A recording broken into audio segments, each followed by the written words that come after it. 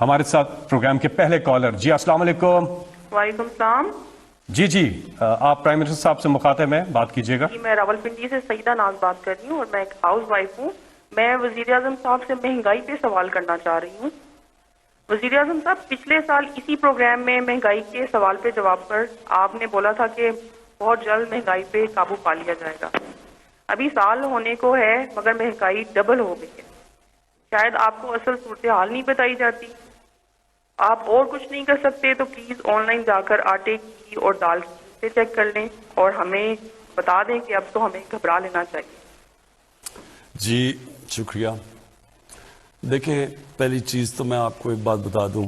آج کل ہے انفارمیشن ٹیکنالوجی اور موبائل فونز کا زمانہ. میں جب صبح 1 گھنٹہ اٹھتا ہوں, 1 گھنٹے کے اندر اپنے موبائل پہ مجھے ساری انفارمیشن مل جاتی ہے کہ ملک میں کس طبقے کے اوپر کیا گزر رہی ہے.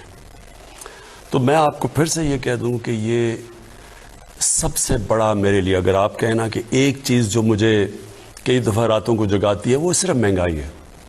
اور مہنگائی کا صرف میں اب آپ کو سمجھانا چاہتا ہوں کہ دیکھیں, مجھے کئی دفعہ بڑا افسوس ہوتا ہے. ہمارے پاس بڑے اچھے اس ملک میں صحافی ہیں. ہمارے پاس ہم بڑے خوش قسمت ہیں کہ ہمارے پاس ایک ایسی بھی جرنلزم ہے جو کہ بڑا لوگوں کو انفارم کرتی ہے, لوگوں کو آگاہ کرتی ہے ملک کے صورتحال سے. لیکن بدقسمتی سے ایسے بھی ہیں جو سارا وقت مایوسی پھیلا دیتے ہیں.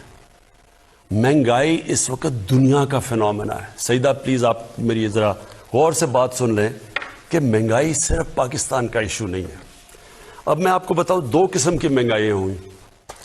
ایک تو جب ہمیں حکومت ملی تو کیونکہ ہمارا ہم جو دنیا کو ایکسپورٹ کر رہے تھے اور جو دنیا سے چیزیں خرید رہے تھے, اس میں اتنا بڑا خسارہ تھا کہ پاکستان کی تاریخ میں سب سے بڑا, جس کو کرنٹ اکاؤنٹ ڈیفیسٹ کہتے ہیں, وہ ہمیں ملا تقریباً $20 ارب کا. اس کا مطلب کیا ہوا کہ سارا پریشر روپے پہ پڑ گیا کیونکہ ڈالر کم ہو گئے. ڈالر کی آخر میں قیمت اوپر جانی تھی. ہمارے پاس ڈالرز ہی نہیں تھے کہ ہم مارکیٹ میں پھینک کے وہ ڈالر کی قیمت نیچے رکھتے. تو جب ہمارے اوپر سارا بوجھ پڑا تو روپیہ جب گرا, جب روپیہ گرتا ہے تو جو چیزیں ہم امپورٹ کرتے ہیں مہنگی ہو جاتی ہیں. تو پہلا تو لہر مہنگائی کی تب آئی جب روپیہ نیچے گیا اور اپنے لیول پہ پہنچا. تو ایک تو اس کی مہنگائی آئی اس کی وجہ سے.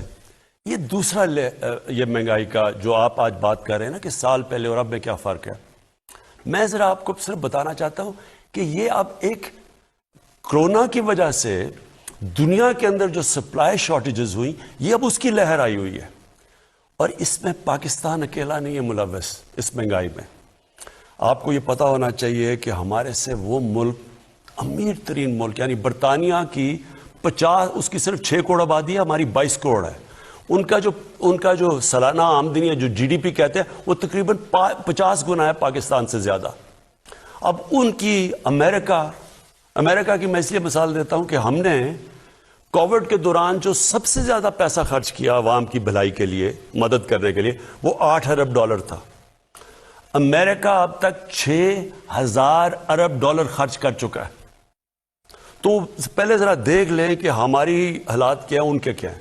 اب میں صرف آپ کو یہ بتانا چاہتا ہوں کہ ان ملکوں کے اندر کیا گزر رہی ہے. پہلے یہ ورلڈ فوڈ پرائسز, یہ اس وقت دنیا میں 10 سال سب سے زیادہ مہنگائی ہے. امریکہ کے اندر یہ ہیڈ لائن ہے 40 سال میں سب سے زیادہ مہنگائی ہے. جاپان کی دسمبر ہول سیل انفلیشن, یہ رائٹرز کے مطابق, یہ ان کی 20 سال میں جاپان میں مہنگائی آئی ہے. پام آئل جو کہ گھی مہنگا ہو گیا ہے, یہ دنیا کے اندر ریکارڈ اوپر چلا گیا. بدقسمتی سے ہمیں امپورٹ کرنا پڑتا ہے. یہ جو ہمارا گھی ہے 75% امپورٹ ہوتا ہے. اس کا ریکارڈ قیمتیں دگنی سے بھی اوپر چلی گئی ہے. پھر جناب جس طرح میں نے آپ کو شروع میں کہا کہ ان کا 50 گنا زیادہ ان کی دولت ہے ہمارے سے, ان کی جو GDP ہے ہمارے سے. 30 سال میں سب سے زیادہ برطانیہ کے اندر مہنگائی ہے. فرانس کے اندر 13 سال میں سب سے زیادہ ان کے مہنگائی آئی ہے. جرمنی کی جو انفلیشن ریٹ ہے وہ 30 سال میں سب سے زیادہ ہے. یورپ، اب سارے یورپ کی بات کریں، یہ ٹی آر ٹی کی رپورٹ ہے کہ 30 سال میں یورپ میں سب سے زیادہ مہنگائی آئی ہے. یہ صرف ایک چیز اس لیے کیونکہ یہ کھانے کو افیکٹ کرتا ہے، فرٹیلائزر، یہ جو کھاد ہے. اس وقت دنیا میں وہ خوف ہی آ گیا کہ کھاد کی کیونکہ کمی ہوئی ہے دنیا میں، اور کیونکہ گیس کم ہو گئی ہے، گیس کی قیمتیں اوپر چلی گئی ہیں، گیس سے کھاد بنتی ہے، کھاد کی کمی ہو گئی ہے. یہ بلومبرگ کہہ رہا ہے، جو کہ وہ جو میگزین دنیا میں ساری دنیا میں اکانومیز کے اوپر لکھتی ہے، وہ بلومبرگ کہہ رہا ہے کہ یہ جو گیس کرائسس ہے اس سے آگے کھانے کا بھی کرائسس، یعنی آگے وہ کہہ رہا ہے کیونکہ کھاد کم استعمال ہوئی اور دنیا میں کم ہے تو اس سے کھانا بھی افیکٹ ہوگا. یہاں ایک اور آرٹیکل آیا، میں صرف جلدی آپ کو اس لیے بتا رہا ہوں کہ میں چاہتا ہوں کہ ہمارے بھی میڈیا بیلنس کرے، اعتدال کرے. یعنی کہ اگر وہ کہتے ہیں ہم مہنگائی ہے تو یہ بھی لوگوں کو بتا دیں کہ یہ کیا پاکستان میں صرف مہنگائی ہے یا اس وقت وہ ملک جو ہمارے سے امیر ترین ملک ہیں ان کے اوپر کیا گزر رہی ہے. یہاں کینیڈا کا ذرا سن لیں. کینیڈا کے 40% لوگ آگے سے ان کو فکر پڑی ہوئی ہے کہ وہ کھانے کے اوپر ان کے پاس وہ پیسہ نہیں ہوگا وہ کھانے کی خوراک لینے کا، کیونکہ مہنگائی کی وجہ سے. اب کینیڈا میں یہاں سے لوگ کروڑوں روپیہ خرچ کرتے ہیں کینیڈا کی سٹیزن شپ لینے میں کیونکہ وہاں خوشحال ہیں. ادھر کے اندر مسئلہ آیا ہوا ہے. تو میں صرف یہ آپ کو یہ کہنا چاہتا ہوں کہ دیکھیں، پہلے تو ایک سمجھ جائیں کہ جو کرونا ہے، جو کرونا کی پینڈیمک ہے، یہ ایک صدی میں 100 سال میں اتنا بڑا کرائسس آیا ہے دنیا کا. یہ اس میں ساری دنیا متاثر ہوئی ہے، ساری دنیا میں غربت بڑھی ہے. امریکہ کے اندر جو جس طرح 6,000 ارب ڈالر خرچ کیا انہوں نے کرونا کے ایفیکٹس دور کرنے کے لیے، وہاں لائنیں لگی ہوئی ہیں لوگوں کی کھانے کی چیزیں لینے کے لیے. تو دیکھیں ہم اس کا حصہ ہیں. جو چیز ہم امپورٹ کرتے ہیں وہ افیکٹ ہو گیا. تیل کی قیمت دگنی ہو گئی ہے، بلکہ میں دیکھ رہا تھا کہ وہ شاید اور اوپر چلی جائے. تو اس کا امپیکٹ پڑتا ہے ساری سوسائٹی پہ. بجلی پہ پڑتا ہے، تیل مہنگا ہوتا ہے، ٹرانسپورٹ پہ پڑتا ہے، مہنگائی ہوتی ہے. اور پھر اب میں آپ کو ایک اور، کیونکہ مہنگائی بہت بڑا سبجیکٹ ہے، اس کے اوپر میں صرف 2 منٹ اور آپ کے لینا چاہتا ہوں. پاکستان کے اندر سب سے زیادہ جو مہنگائی کا امپیکٹ کون سے طبقے کو ہوا ہے؟ تنخواہ دار طبقے کو. تنخواہ دار طبقہ بدقسمتی سے جن کی سیلریز ہیں، جیسے جیسے مہنگائی ہوئی ہے یہ متاثر ہوا.